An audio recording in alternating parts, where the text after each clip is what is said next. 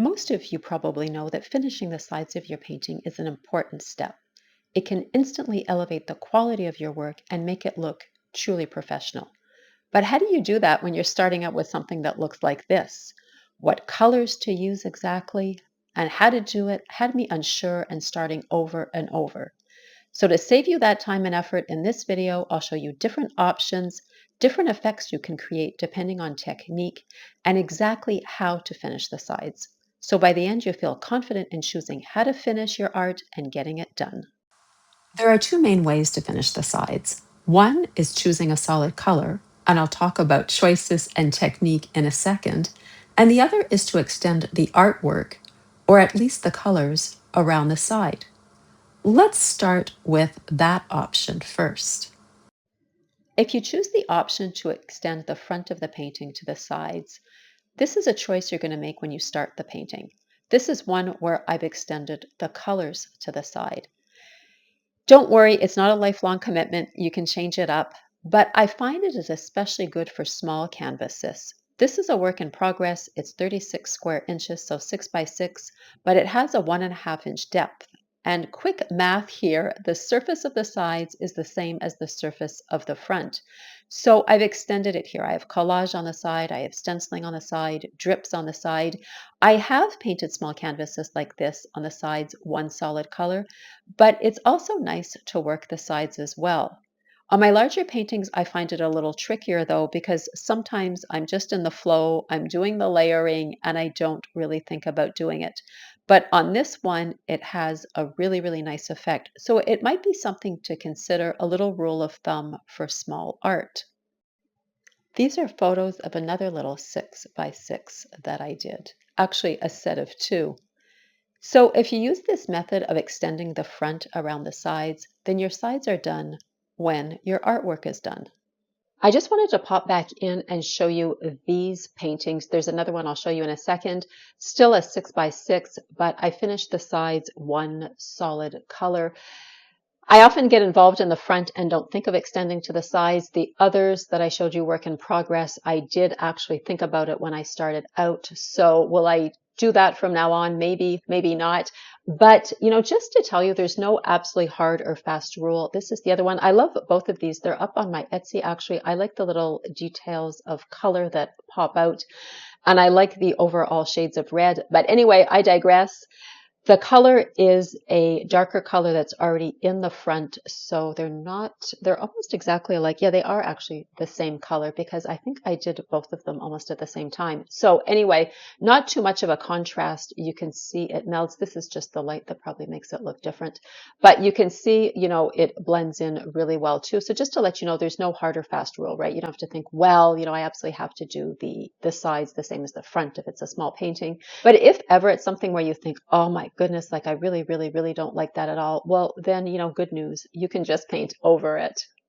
Okay, we're back in the studio because my lighting is better here. It has been so cloudy and dark where I live. It seems forever, so I have been struggling with the lighting in my videos. I do have artificial lighting, but I always like when there's bright daylight as well. Anyway, I digress again. But let's talk about painting the sides one solid color. This is another option. It is, I find, a really clean look. It works well for me because, again, and I'll try to give you some pointers to help you decide what you want to do. In my case, I have a lot of layers. I have a lot of color going. The colors even change up. I'll just move this up here a little bit so you can see. This was dark blue at one point when I was doing the background, and the pink went over it when I put in the flowers. So often for me, it's a good idea to just do the sides once the painting is done. If your paint doesn't seem to fly around as much, you could even consider putting down a color on the side, then taping that up. I talk about that a little more in what I talk about doing this. I've already started on this, and I've already started filming this. The joys of filming, you don't have to do things in order. You can do life out of order when you film. But I talk about that a little bit more. Again, not something I use because sometimes my paintings get put aside as well. And just, it doesn't work for me with paint tape. However, what colors should you use? You can use a color that's already in your painting, usually a darker color. Like I have here, this is just a darker color that is in the painting. It's roughly this color. You can use black, you can use white.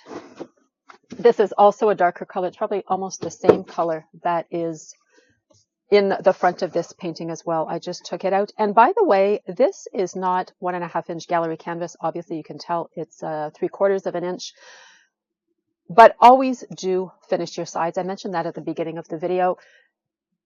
This, I've been to square foot shows. This is a square foot. And in this case, they wanted the painting artwork unframed because it had to be, you had to show that it was exactly 1 square foot. So, sometimes people slip in something that's maybe 8 by 8, but it has matting and it has a frame.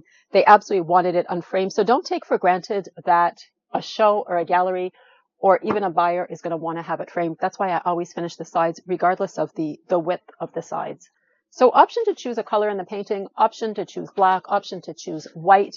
I would say also look at the overall vibe of your painting. White has been my go-to. This is white, obviously. It's most of my paintings are finished in white on the sides. It's a little bit of an off-white, somewhat same color as the canvas. Canvas is never obviously pure white. There's a crisp, clean look with white that I really, really like. And as I said, it's been my choice for several pieces. If I can give you one trick, look at the general vibe of your painting. Maybe whatever you have is quite whimsical.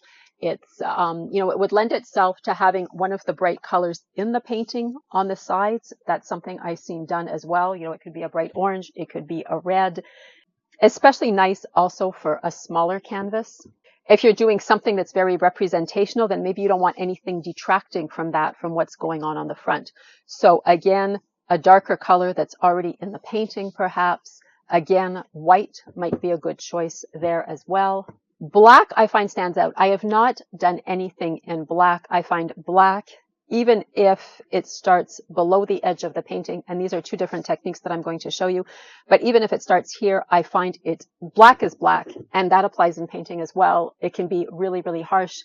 I don't think I have ever done anything in black, although there are artists who do. So again, question of choice. But it does create more of a box effect. White will blend as it's the canvas color. So let me show you 2 ways that we can finish the painting, because I was talking about that edge and this that I want to show you. You can start the edge of your painting just below the curve of this canvas. And I have showed you that at the start of the video on other paintings. It is my preferred method. From the front, there is no border showing. If you opt to bring the color up to the edge, it will give a border effect.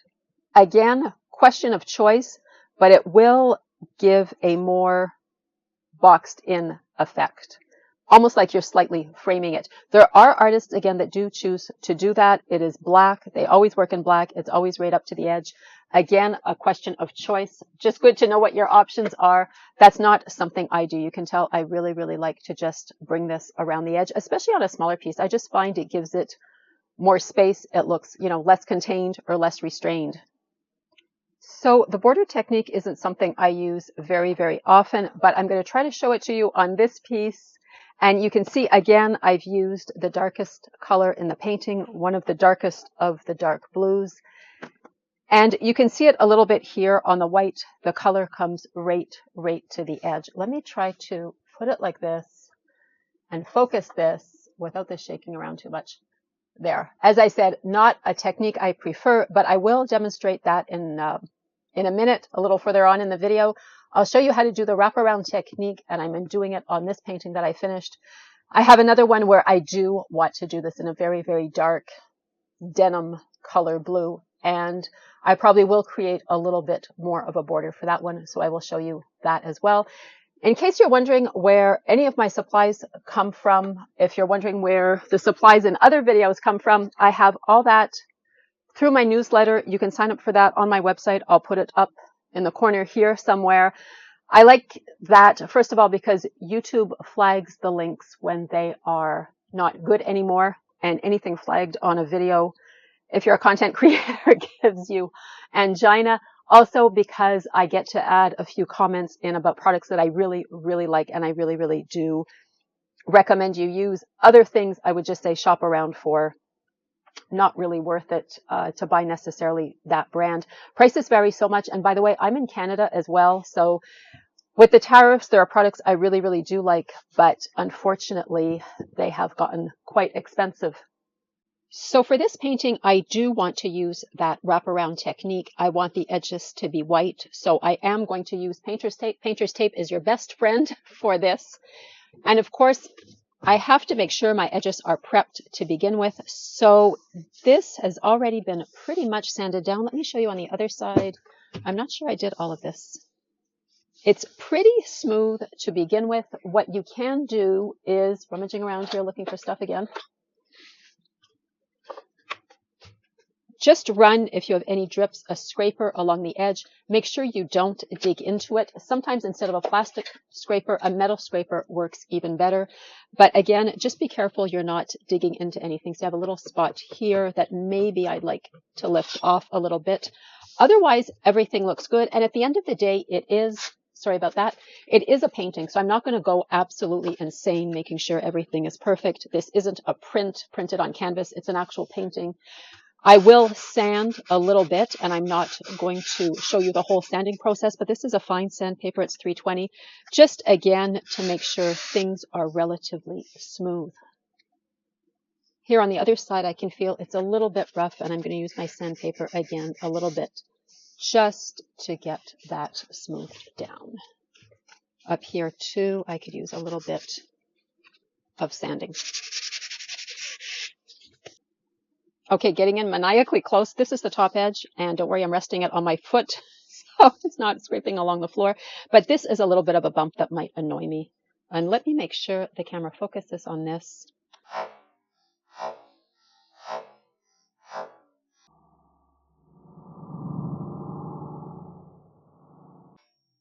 There. So I just got rid of that little drip here. I'm sure you can see this. So this is gone. Checking the rest of the edge. This I could probably get rid of a little bit. But again, I'm not maniacally, and I'm being super careful I don't stick the corner of the scraper into the canvas. The rest, as I said, I don't fuss about too much. If someone ever said anything to me, I'd be like, look, it's a painting. It's not a print. It is what it is. You can see what the back looks like as well. Not really something I worry about. So another thing you can do, and you're probably thinking by now, well, Rosemary, why don't you just like tape the sides, and why don't you even, tape the back while you're at it? I don't really do that. I have tried it, but my paintings have lots of layers, and sometimes they get put aside for a while. Paint tape is made to be put on to protect the area you want to protect, and then taken off almost right away, a few minutes after when the paint begins to dry. I have used it, to paint walls. What happens is it just tends to dry and peel because I don't finish my paintings fast enough. I guess if you're doing it in one go, it might work. The other thing I worry about, because there is a lot of paint here, is it's really, really going to make a demarcation between where the paint is and where the canvas is. And I'm going to wind up with this sort of seam, but I could also sand that down and finish it. I guess it's a question of taste. I just tend not to because, as I said, it peels on me after a while. It doesn't last long enough for the slowness of my process. When using white, if you do decide to do it all in white, I have a pre-mixed white. It's obviously edge white. Make sure you have enough to do all four sides in several coats. This is a smaller jar. It's a little bit of an off-white, and I would have to make more, or I am going to make more. If you have to, you're going to have to redo all four sides because it's going to show where they meet, even if it is just a slight shade off. I just use these wooden blocks to sit the painting on. I have two, one at the top, one at the bottom. You can use push pins as well, the huge push pins, just to make sure it doesn't touch along here. And what I simply do is take a piece of tape. Try not to do this all in one go because it's kind of hard to manage a whole, especially if this painting is 3 or 4 feet long. I think it's 36 inches if I'm eyeballing it. But I just want it to cover the very edge here. So probably about, I'll say, 1/4 of an inch. And I'm going to try to do this so you can see it. But if I come up along the edge here and I fold it over, it's covering just about that 1/4 inch edge.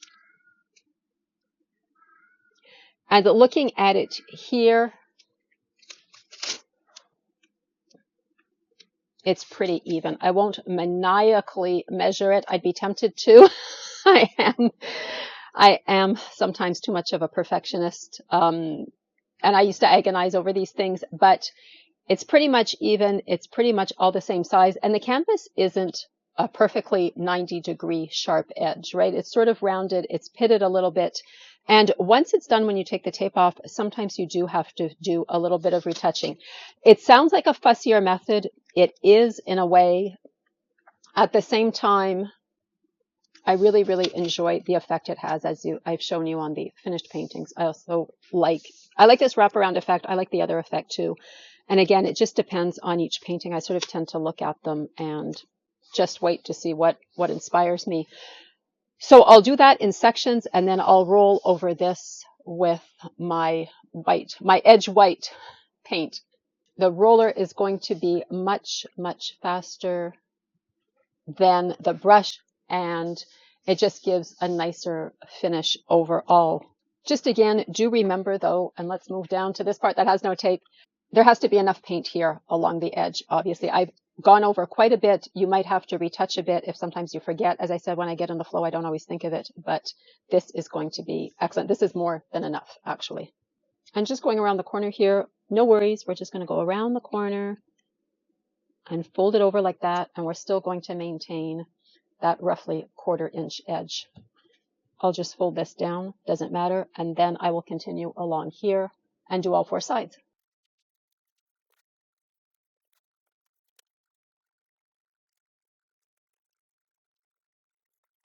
So our painting is all taped up. The tape, of course, extends along the edge because we want the painting or the artwork to continue a little bit past that edge. And then we want the white to begin here because I am going to do this one in white. Here is the big trick, something I wish I had known way, way before. Sometimes you will get seepage under the tape, even if you press it down really, really, really well. You could say, well, Rosemary, use a better tape. This is paint tape.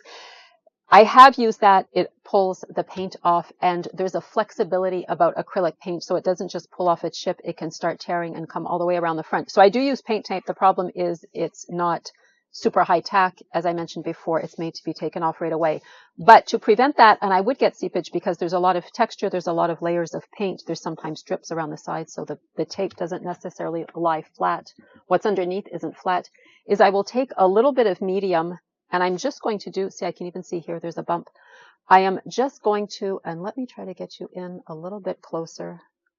I'm going to take just a little bit of, there, let's do that, medium, and go along the edge. This will make a first clear layer. It'll seal whatever small space there is between the tape and the painting. If there are bumps, as I said, I can see some here. There's one down here too from a drip. Hopefully you can see that as well. So this is the big secret. I wish I had known this before. I used to take the tape off. There'd be places where it'd seep through a little bit, and then I just have to, let me get that on camera, it'd be so much better.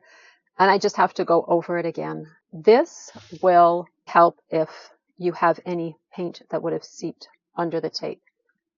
In this case, I am using, this is Dessert. Again, I'm in Canada. If you're in Quebec or Ontario, you're probably very familiar with Dessert. Medium and matte varnish. My favorite, and I do mention this on my supplies list that I update regularly and send out through my newsletter. I love Liquitex matte medium. That is my go-to, but it has gotten expensive. This works just as well too, and because it's made in Canada, it's less expensive with the tariffs. I also have an old bottle here of Golden.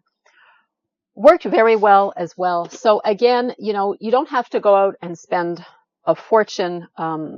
As I said, I gave up on the Liquitex temporarily. Would I try again? And do shop around. If I can give you any advice, do shop around because suppliers' prices change. You know, I always check on Amazon. Sometimes the price will change there. Well, sometimes it often changes there too as well. So that's another thing I mention on my supplies list. Just do really, really shop around for your products. So my painting is taped up. I've put a layer of matte medium. Can't see it. Obviously, it's transparent. Another option too, before I go over this with the roller, is to use a paintbrush. As I said, I don't like the final coat to be with the paintbrush because I'm not sure if you can see this, but I will try to focus it in. It does often, oh yeah, there we can see it. It gives somewhat of a streaky finish. So that's why I like my at least final coat or final 2 coats to be with the roller. But what I do like about a first coat with the paintbrush is it goes on a little bit thicker and it covers over any not discolorations, but any paint that is particularly dark. In this case, the orange. I would probably have to go over it several times with the roller to get it covered, and I don't really want to have to do that. So I'm going to put down a first coat with a brush, and this is pre-mixed. As I said, I just call it Edge White. It's pre-mixed, and it's actually quite thick just because I've had it around for quite a while. And if you stuck with me so far, thank you. This is not probably the most exciting video. It's quite technical, but my goal was to save you time and save you starting over. When I started doing, my first paintings, finishing the sides, I probably wasn't that confident, didn't know what to do, did a bit of research, saw what was out there, experimented with a few things. So hopefully this will have you doing the one and done thing instead of saying, oh, I don't like this. I'm going to wind up starting over and then just wasting even more time. Because as I said, I don't think very many artists enjoy the edge days. And that's why I actually do several at the same time. I even have a third one here. I'm looking around. I do have a third one that I'm going to have to do the edges. Same thing for varnishing. So I have a first coat down with the paintbrush. It was pretty thick, so it covered things pretty well. I'm going to go back in with my roller. This is the roller I prefer. It's a 2-inch foam roller. These are off of Amazon, and I think you can get them with the handle. I've had this for so long, I don't even know where it's from. It's probably from the house painting stuff that I have raided for supplies for my studio. But I do like this better than the other one you're going to see me use with the dark blue side and the other technique. So this will be what I use for the last coats, as it just gives a nicer finish. It has thinner coverage. That's why I like to go in with the, let me zoom you out a little bit. That's why I like to go in with the paintbrush, but it just gives a nicer finish. This roller, unfortunately, I think is on its last legs. So hopefully you can see that. I'm going to try to compare it to where the brush is. And the brush is a little bit streakier. You can see the roller gives that nice smooth finish. Same as if, you're painting walls, same effect. It just has that much softer, streak-free appearance to it. So I'm not going to put this on too thick, and I'm just going to go over a few times. I usually do 2 sides, like a side and the top or the bottom, and then I'll let it dry a little bit. I'll do the other side and the other top or bottom, and then in between, while that's drying, I'll do the other painting, which is actually what I've been doing. This isn't a super long process. Probably all in all, by the time you prep your sides, tape them up if that is the route you're going, and then put on your coats of paint, all that can be done in a few hours. It's just letting it dry well in between coats. If not, the roller is going to go over and lift off the previous coat. So, if you give yourself a day, you can get more than one painting done. This painting, I'm going to do the sides right to the edge, a little bit easier because there's no tape involved, but it will create somewhat of a border, and I'm going to show you that in a second. Again, the sides are prepped. We've taken off any big blobs. I've sanded it down a little bit. I've wiped it off to get the dust off as well. And I'm going to use the very, very dark blue that is already in this painting. And of course, a roller, because it's a much nicer finish than using a brush. The brush will create streaks. And also, especially on this technique, much easier to control and get an even edge along the edge.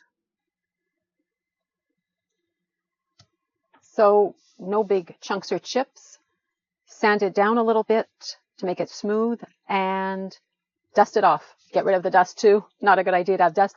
I just have a roller from this actual sponge roller is from the dollar store. There's smaller foam ones I really like too. You might have seen me use that in other videos or shorts when I use as stencils. So I'm just going to roll this along the edge. And the reason I like this method also, or it's probably the easiest one, is that it's very, very forgiving. I just roll it along here. This is obviously going to take more than one coat, but it gives a nice, even finished edge. As I said, quite forgiving. You can see it from the front, and I'm going to get you in closer here so you can see the effect. we can see the blue coming over a little bit from the front. So it does give that border edge. If you think, nah, not so much, I don't like that, you can just take a damp rag, something with water. Acrylic comes off wonderfully easy with water, and just wipe along here. Or if you make a mistake, if it slips, and these are all things I've done before, you get, a little bit of paint down here, or there's too much, you think, oh, I don't like that, that looks like too much. Just come along and wipe it off. It is quite forgiving. If you want more, you can angle this more to the edge as well. Let's just move back out. So I'm going to go more along the edge here. So from here to here, it is more over the edge and is giving, and great, I just stuck my fingers in it. It is giving more of that border effect. So if I look at it flat, I can see the blue along here a little bit. And I think that is what I'm going to use. I haven't done this, I think, in forever. So that is probably what I'm going to go with. And I'll show it to you once it's complete. Just also want to mention, make sure it comes far enough around the back. You don't have to do the back, obviously, but just here along the edge for all your paintings, because once on the wall, seen from the side, it's always nice when that color is completely uniform and you don't get, I make a mess right away, don't I? Wow. You don't get any white showing through. And without touching it, again, trying to be very careful, just going to sit it on these wooden blocks, making sure it doesn't touch. So I'll just put it, the blocks are a little bit past the edge. Option to use large push pins as well if you want to do that.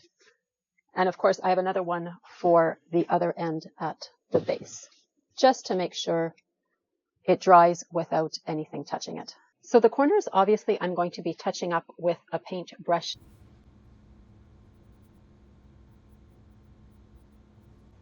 Other tip I can give you, if you're on a time crunch or you think, I have to get this done, I have to get it up there or something, and you don't have time or you don't want to do all those coats with the roller, because it might take several. The roller tends to put on a really, really smooth coat. You can go in with your paintbrush. Just make sure it'll lay it on a little bit thicker, and I'm going to try to zoom out even more so you can see this. It'll lay it on a little bit thicker. Just make sure you don't get any thick streaks, because the roller isn't going to be able to cover that. But it just does speed up the process a little bit. I'm trying to not get my big fat hand in the way here. Let me just move down here a little bit. Sometimes also maybe you're choosing a lighter color and you have darker drops of paint or paint underneath, and you really want to cover that up before. I have some red here, so I'm just going to try to, I'm going to cover that up a little bit. Go as close to the edge as you can, and then the roller will just give it that nice finish when you go over with another coat. Okay, time for the big reveal of the two paintings I've done. One where the side extends around the edges, and the other one where we're going to have a bit of a border. Let's start with this one, removing the tape. That looks really, really nice. And when I peel the tape, I just make sure I peel it back on itself. Another little trick that really helps it come off smoothly and not lift any of the paint with it.